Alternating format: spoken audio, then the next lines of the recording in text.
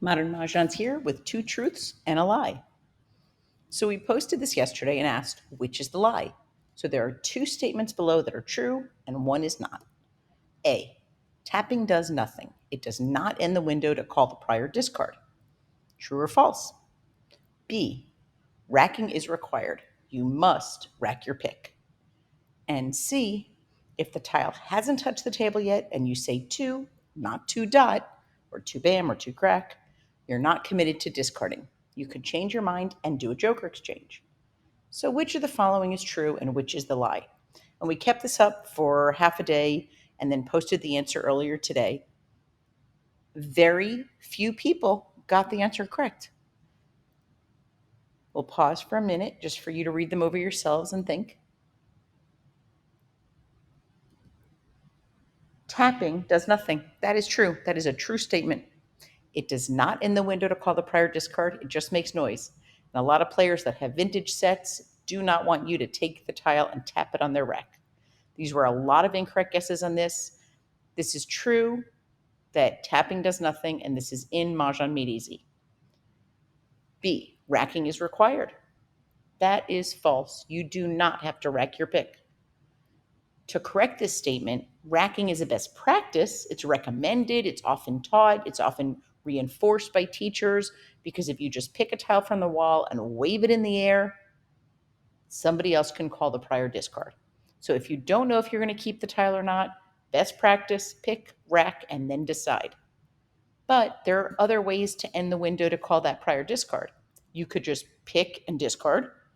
You could discard by saying the name fully, two dot, green, north, anything like that, or about the tile touching the table. You could call Mahjong, or you could initiate a joker exchange. All of those end the window for the other two players to call the tile. The reason we're saying the other two is the person who discarded it can't call it back.